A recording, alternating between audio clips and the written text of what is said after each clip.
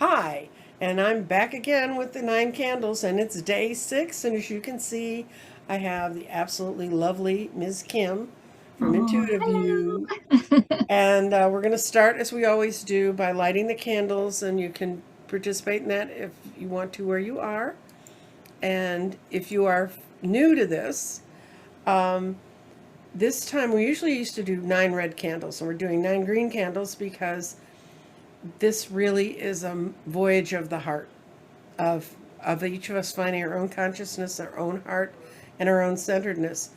And when I was talking with another reader and we were pulling some cards to start forming this, they pulled a card that was a cactus. So we have little cactuses down here that we're starting on fire here.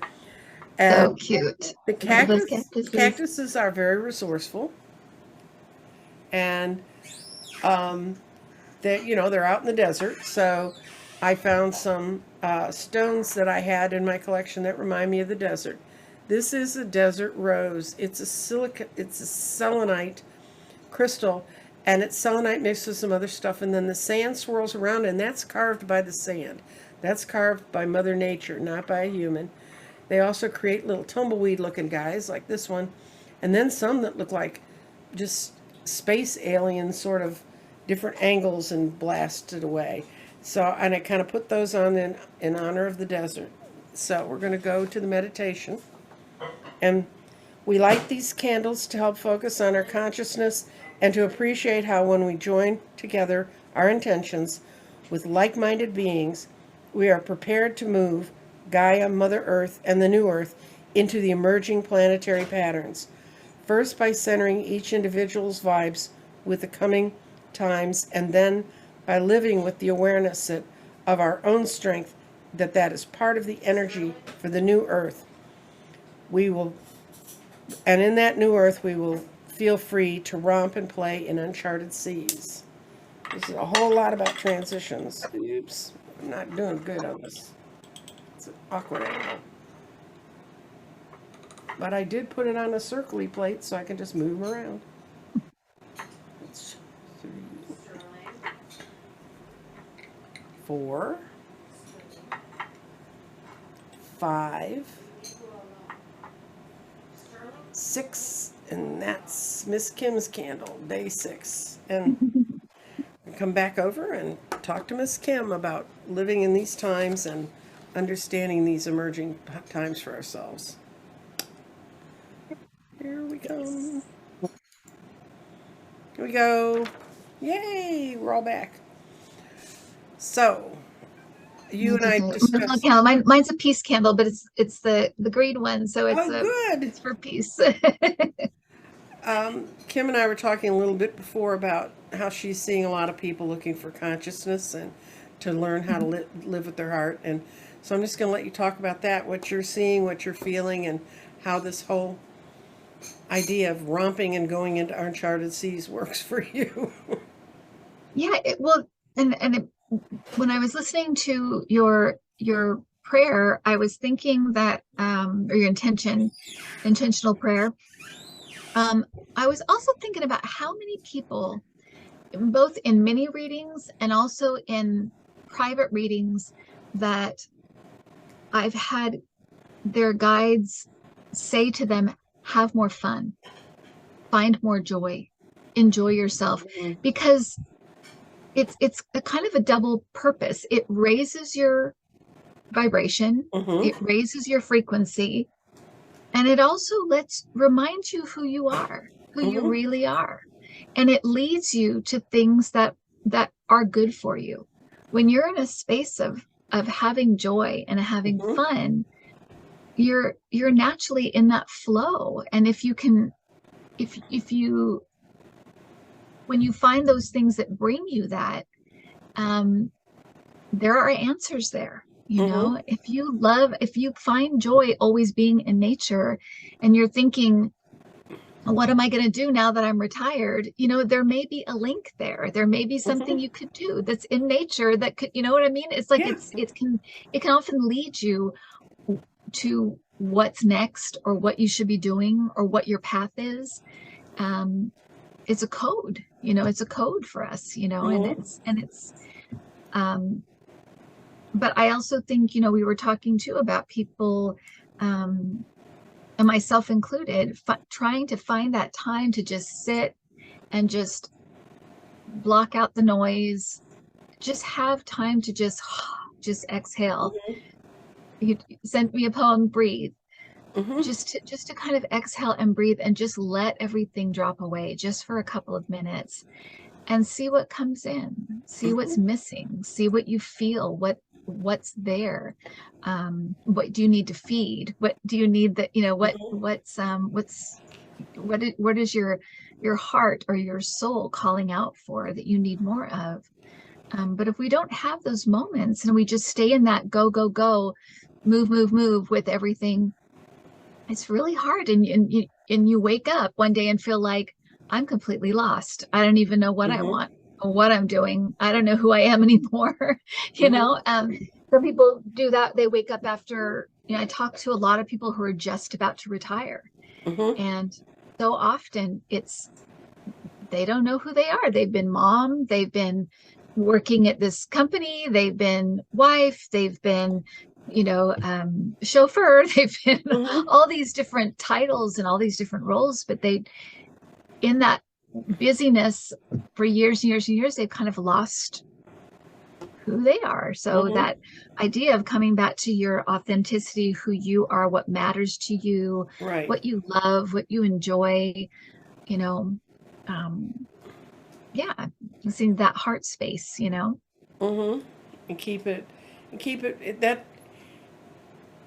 I think. Well, see, I've never really retired, but I've left things, and then there was kind of that space where what I was doing over there isn't part of my world anymore.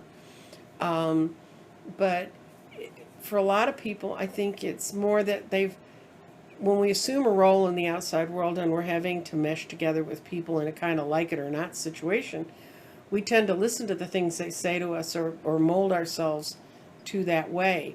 And what's happening Mhm. now for all of y'all who aren't aware of it, our conscious, if you've sort of avoided having your consciousness raised, you're not going to be able to avoid it much longer. And Right. people are going to start going out and finding different tribes and finding new ways to define themselves. And this is a time to slow down and think about that because there's 4 times a year when the ley lines and the earth energy lines all get straight. They kind of get their act together, and it's on the solstices and the equinoxes. So that's why we're ending this at the equinox. This kind of gives you a few days to think about if I'm standing on that path, if I'm standing in that change of the earth's energy that day, what do I want to see? Where do I want to be? How do I put that part together? Because we need every one of us. That's what's really critically important right now. With the changes the Earth's going through, and they're going to be so much fun if you're choosing a fun direction. But this is still the planet of free will. So if we all Mhm. decide to go deep six and go into the negative 3D energy, uh, bye bye. Right. uh, do you ever watch Pam Gregory? I don't. You Who should. is that? She's an English astrologer, but she's really sort of putting New Earth and how different things go together. And today I watched a long interview she did with a woman who just decided she was tired of waiting for the National Health Service in England to come up with alternative medicine hubs. So she Mm. started approaching people, and she started last September, and they have 20 of them now, Oh my and they're getting fun, gosh. and they're all over the world. And in New Zealand, where the flooding happened, it was people from that group that has grown there, and she has the whole plan. If you go watch Pam's thing, you can find out all about how to get in touch with her and how to learn how to organize something like this. But the people in New Zealand, they went into the flooded areas because the government had, apparently they don't have FEMA or something, I don't know, but Oh, okay. and so, and she was laughing and she said, "Look, I'm a mother, a single mom with 3 kids, and I figured out how to do this. Don't tell me you can't, you know." And I don't think she wants us to start giant health services, but she's also working with farmers to get farmers out of the industrial farm uh, mode and go to more local markets. It's a fascinating story. But that's one of the people that's rising up now. And Right. you couldn't even imagine 2 years ago hearing about her, mostly because we were still locked up with COVID. But Right. and speaking of which, this is on the 13th of March is the day the country closed, and we're that close to. And Wow. this is running across it, and it was coming up to the solstice. And Wow. all those planets that did that to us are moving into hopefully light and grateful places. So, Yeah, that's amazing. And you are you feel I can feel it in just my channel and doing private, mhm, sessions and things. You can feel this acceleration. There's this acceleration of people becoming either they've never been interested in this stuff before, and all of mhm, a sudden they're just really interested and they want to know. And then you're seeing a lot of people taking that next step. Well, I've always liked this stuff, and I've always gone to, see psychics, but I want to develop my own abilities. I want to mhm, do this. You're seeing so much of that. So it is just like everything's it's this accelerated rate. You can feel it. And you talked too about how people are very run down right now. There's mhm, a lot going on. So there are a lot of people that do what we do, a lot of light workers, I guess you'd mhm. say, that are feeling very run down. But did you want to let people know what that is? Because I thought that was so fascinating. Well, we've had so many major planets, outer planets. That's the planets beyond Jupiter. Jupiter and Jupiter's kind of thing. Jupiter, Saturn, Uranus, Neptune, and Pluto. And the outer planets are very slow because they're the outer planets. I mean, it Right. takes them much longer. And Pluto, it takes it 20 years to go through a sign. Well, Yeah. it's on the 23rd of March, it's popping into Aquarius until the 11th of June, and that ought to show us a whole lot about how our world's going to work. These little glimpses, if you don't know they happened, you can look back historically and say, oh yeah, things got better, and then they got worse, and then they got better again. That's where we are with Right. that one. And then it goes back into Capricorn, the very ending degrees, and finishes cleaning out the sludge it spent the last 20 years moving. And then it goes into Aquarius and it stays in Aquarius for 20 years. And then Wow. Saturn has just moved into Pisces. And the fun thing about that is Saturn's sort of the taskmaster. I've had Saturn sitting square or creating oppositions to major parts of my chart for the last 3 years. I was begging Dorothy Morgan, please pedal faster, make those planets move faster. This is awful. And I mean, because when it's awful, it's awful. When it's not, it's just Right. kind of a planet that's out there. Well, it's moving into a sign where it doesn't hit me that directly, but you got to think about the myths that you know about it. Saturn is structure, it's time. Mhm. Time is going to feel like it's floating, guys, because it's in water, and water doesn't care about being rigid and strict and moving things. Time is going to feel like it's flying for us, and it is. But it's so those three, and Jupiter's moving into Taurus, which I'm very happy about because that's my birth sign. Yes, yes. Yay. And maybe a big bag of gas, but it also brings a certain amount of joy. And it was just conjunct Venus, which people maybe felt a little bit better that day, but Venus moves fast, so it didn't stay there very long. And Mars is finally, oh thank God, going to get out of Gemini, and this within a month or so. And so you have all these planets shifting, and you don't ever think about it. You hear the astrologers talk about it, and then they start talking about squares and sextiles, and you remember geometry, and you quit listening. Mhm. But don't have to listen to anything else. But when they move from sign to sign in the zodiac, that's a major shift, and we're having so many major shifts all at once. It's exhausting Right. because Right. it And you changes can, the atmosphere around you.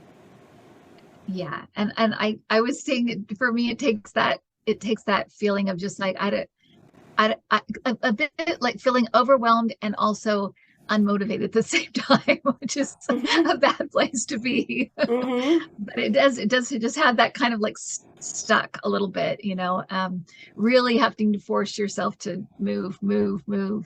So Mm-hmm. yeah. And if you don't, if you don't want to follow the zodiac, we were also in a huge multi-generational thing where in 2017 we moved out of there was a, I don't know how to say it except like a gas cloud, but it was something that was shielding our part within the universe, was shielding us from the photonic energies. And if you know, those are subatomic particles. And I can remember watching a documentary in the 60s. I'm that old. And they were trying to find these little neutrinos they knew they were shooting through the earth. They were trying to find them. And they had to build these elaborate things in the middle of the earth because it was such a rare event, and they wanted to catch them. Well, Right. guys, they don't have to go to the middle of the earth. After 2017, we rolled out of a thing, and we knew geologically that the earth went through these changes because in the rocks and some of the stones that I work with when I do my stuff, there are actually physical changes to the stones that appear every 12 to 13,000 years. And so they found them like 12,000 years ago, and they go, wonder what caused that. Then they went back 24,000. They went, oh my God, it's here too. And I remember the first time I heard geologists talking about that, I went, holy crap. If it can rearrange rocks, and I work with these suckers, they're hard.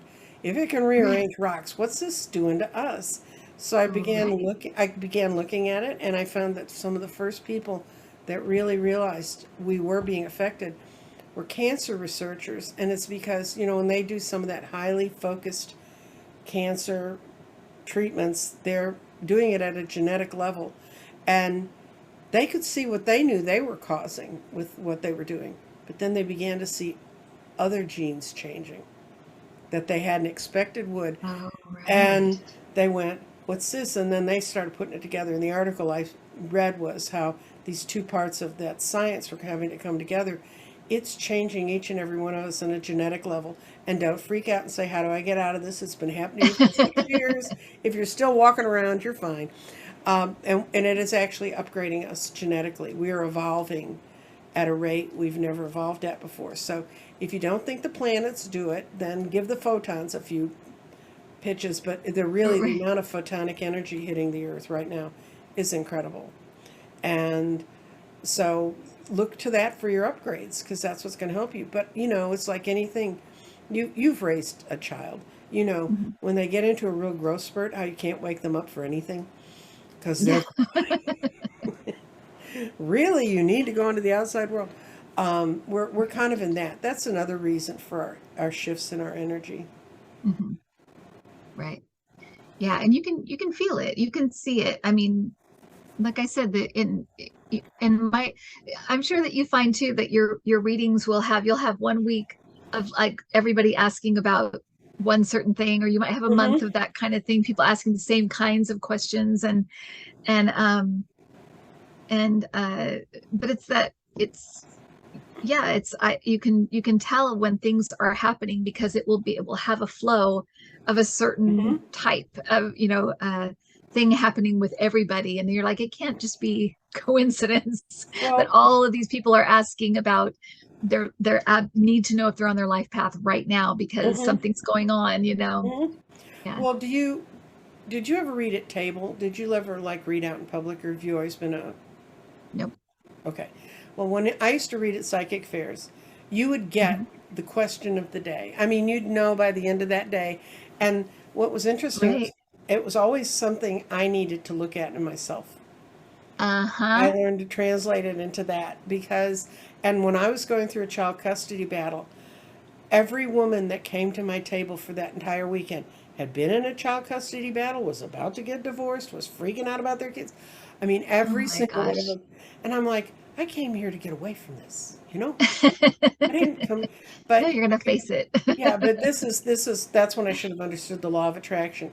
You pull what you Uh-huh. most, you pull Right, what's right. most within your own consciousness. So if you want to deal positively with this stuff, I would say you're in a great season to move ahead positively because, and it's still your choice to move ahead positively, find a tribe, try something new. After I finish the 9 candles, I'm going to go back to the basics and talk about different things people can try to see, kind of to check themselves and to get in touch with the parts of themselves and to learn the elementals of what we do.